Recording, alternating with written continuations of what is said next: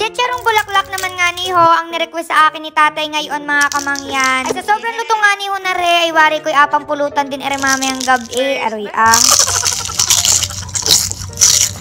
Nandini nga ni ho pala ako sa aming bahay kubo mga kamangyan dahil nagamasid-masid ako. Gayan, wow naman kala mo talaga. So habang nagapahinga ho ako din ayan ho at nakita ko si tatay na may dala-dalahong kahoy. Ay kaya naman ho pala nangahoy rin si tatay para raw ako'y may panggatong. Gawa ng ipagluto ko raw siya noon nga ning chicharong bulaklak. Wow, lakas ng loba, parang di high blood Huy, for the go. Ay dayo na nga ni ho at sinimulan ko na ho aring hugasan. Ari yata ay yung isaw ng baboy na may parang bituka. Gaya hindi ko maintindihan. Huy, si Ui. Bale, naglagay na nga ni ho pala ako ng asindiyan at talaga naman ay dinami-damihan ko na ho. Naglagay na rin ho ako diyan ng suka para naman talaga ay malinis-linis At dahil nga ni ho, expert si tatay din ayan ho, at siya na yung pinaglinis ko na rin. Ay may atagtagin pa ho kasi sa loob noon. Gawa ng pag hindi yun natagtag ang pagkapait.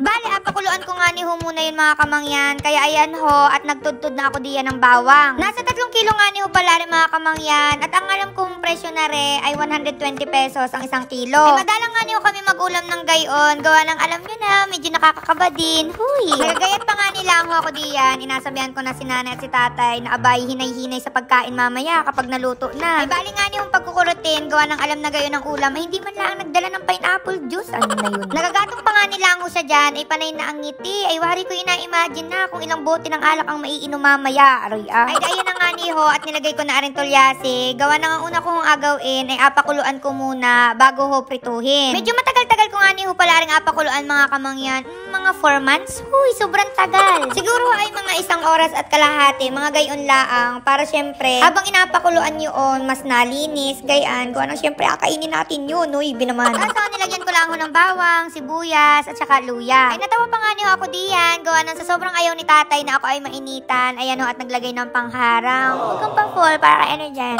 Pagkalagay ko ho ng asin, ayan ho, at sinunod ko rin dahon ng laurel, at saka ho, aring pamintang buo. Ay, for the go. Bale, naluhalo ko nga nila ho, aring mga kamangyan. Tapos yun, maghahintay na lang ako hanggang sa maubos yung panggatong na kinuha ni tatay. Huy, wag gayon. Ay di ka ho, matagal-tagal pa naman yung apakuluan. Ay syempre nakakainip din. Wow naman, napaka-arte. Buti sana kung meron akong kadate dito. Huy. Ay kaya no, at nagsimula na rin ako magayat ng mga agamitin ko mamaya doon sa sausawan. Naks naman. Dinabihan na nga niyo pala ko diyan ni nanay at saka ho ni Julina na sana naman natulong. Ay alam nyo ho mga kamangyan, natatandaan ko nung bata pa ako, aring si nanay at si tatay, ay grabe yung away. Dahil lang ho doon sa isaw ng baboy, yung parang mga bituka, balon-balon, yung mga gayon baga. Gawa nga ni hong aring si tatay, sobrang hilig sa gayon. So nag-stack siya sa ref, wow naman. Tapos alutuin niya yun kung kailan niya gusto. Tapos sa gabi kasi nag-inom-inom yun si tatay nung mag-isa pang paantok baga gayan para daw matindi ang labanan. Huy, hindi gayon. So ang nangyari ho, di kay tinabi ni tatay doon sa ref. Ngayon ho, aring si nanay mag-isa sa bahay. So syempre, kung ano yung nandun, alutuin niya, gayan. Wow naman, ilaw ng tahanan yan. So ngayon ho, nakita niya aring isaw ng baboy. So kinuha niya, ginupit niya para daw mas malinisan yung talagang said na said, gayon. So hindi naman ho lahat yun niluto niya. So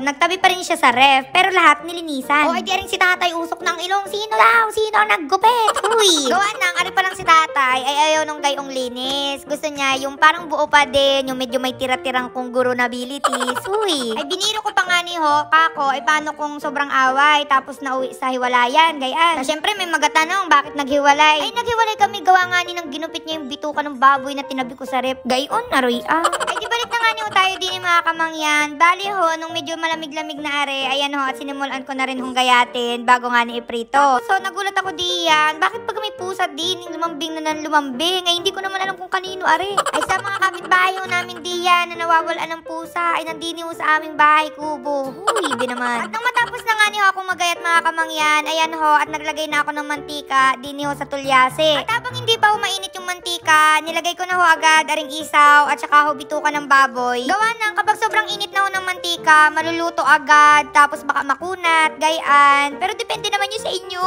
Uy. Tapos ang gulat ko nga ni Hudi kay tatay, gawa nang napatakan ho ng mantika. Tapos nung chinek ko naman ho, hindi pa naman mainit. Yun daw, inaprank lang ako. Wow, prankster yan. Tapos sa mga kamangyan, kapag garni ho pala yung agawin ninyo, dapat ho, dire-diretso yung halo para hindi man yan dumikit doon sa tulyase, ano? So, talagang tsaga-tsaga lang, para man din nagagawa ng kalamay, aray. Ay, gayon na nga ni ho mga kamangyan, dahil nga ni ho, pakiramdam ko ay medyo matagal-tagal pa ring ahaluin, ay di tinawag ko na ho si tatay. Kako ay siya muna ang magtuloy dahil ako ay may agawin. Wow naman, kala mo talaga. Ay magagawa na ho kasi ako ng sausawan mga kamangyan at dalawang klase ho yung aking agawin. Wow, may pagayoy. Bala pag sumasamahin lang naman ho rin mga kamangyan. So naglagay ako ng sibuyas, bawang, siling green, siling red, arihong bell pepper. Naglagay na rin ho pala ako diyan ng suka, arihong asin, paminta, at laso ay aring asukal. Tapos yan, ahalo-haluin laang ho. Garnihong sausawan yung masarap kung kayo ay mahilig sa maanghang. If hindi naman ho kayo mahilig sa maanghang, ariho yung pwede. So naglagay ho ako diyan ng pipino. Sunod ho ay aring kamatis. Naglagay na rin ho ako diyan na ring sibuyas, bawang, asin, konting siling red para naman may sipa. Tapos ho, kalamansi juice ay for the go. Konting patalasas lang ho mga kamangyan. Ayan, ang dami hong nagatanong kung bakit daw ang bango ko, ano daw gamit kong pabango, gayaan. So ano na ho ang sekreto, meron ho tayong 100 ml at saka ho 50 ml. Una ho, aring Lacoste Pink at saka Spice Up. Ayan, same lang sila ng amoy. Kung gusto nyo mag-amoy sosyal, amoy yayamanin, yan yung gamitin nyo. Next ho ay aring Hug Me. Grabe, amoy chocolate yan. Perfect yan sa mga may jowa dahil sobrang nakaka-addict yung amoy as in gusto mong kagatin. Huy! Next ay itong Meow and Yummy Bite. Kung gusto mong mag-girly-girly yung amoy, sweet-sweet lang, ganyan. So yan yung bilhin mo. Next, Enchanted Bliss. Habang natagal, nag-aamoy baby ka dito. Uy, benamay. Syempre may panlalaki din, Cool Water and Polo Sport. Parehas mabango yan, as in, nakakapogi. So ayun, nilalagay ko na lang ho ang link sa comment section. Ay for the go. Maya-maya nga ni ho mga kamangyan. Ayan ho, at nilipat na ni tatay yung medyo ma-brown-brown baga din sa kanyang inaprito. At nga ni nga ho pala mga kamangyan, dalawang beses ho ari aprituhin. So medyo apa-brown-brown lang sa una. Tapos nung medyo malamig-lamig na ho, ayan, at aprituhin ho ulit. At dapat talagay mainit na yung mantika. Tapos alam nyo ho mga kamangyan, saglit lang ho ari aprituhin. Tapos sobrang lutong na niya as in for the go. Uy! At nung malutong na nga ni ho ari mga kamangyan, ayan ho, at kumuha na ako ng isang lagayan para mailipat na ho ari. At talaga namang nagakalam ng aking sikmura.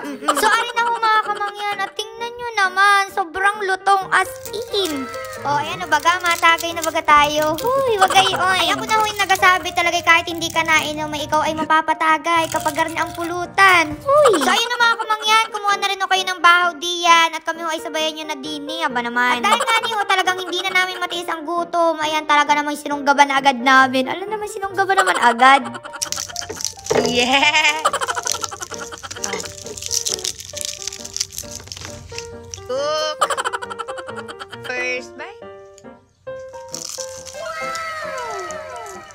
Snacks, kala mo naman na yung mga Koreanong nagamukbang ay ari. Ay, alam nyo gaho mga kamangyan, sabi ko pa kanina habang nagaluto, nakaunti lang yung aking akainin. Pero nung naamoy ko na at nandini na abaw, hindi ko na mapigilan. Naks naman. Ay, kahit nga ni Horing si tatay dini sa tabi ay hindi na makausap. Huy, pogi, ngiti naman dyan, ari. Ay, medyo nagatawanan nga niyo kami diyan. Gawa ng kami ho ni Julina. Ay, para baga nakakaramdam na medyo kumakapal na yung aming bato. Ay, help us. Uy, napaka-arte. Alam, sama ng pakiramdam ko. Parang gusto ko ng asawa.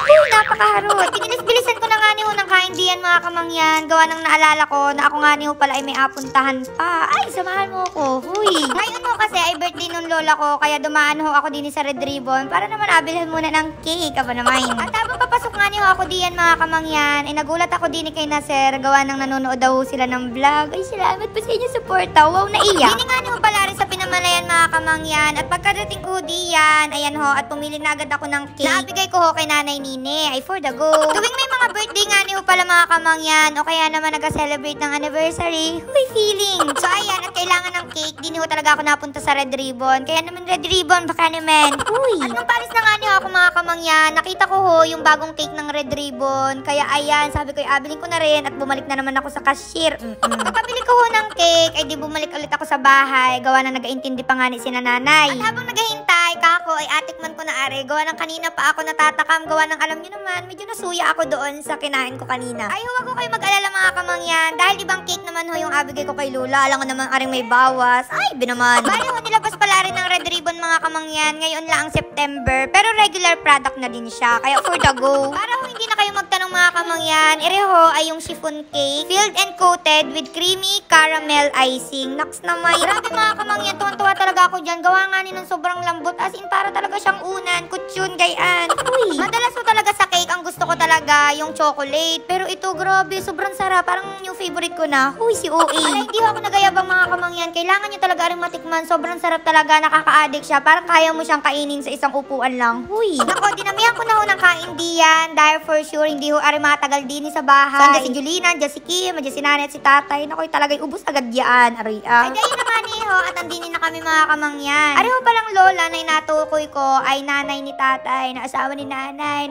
Huy, pinagulo. So, ayan, bali, umuwi rin ho pala yung aking ibang tiyahin at tiyuhin para umattend ho dito sa birthday ni nanay Nini. 82 years old na ho siya mga kamangyan. At alam nyo gahon na sila tatay ay 10 magkakapatid. Wow, sana all nagmamahalan. Huy, naks naman si tatay mga pormahan. Akala mo, tropa ni Cardo.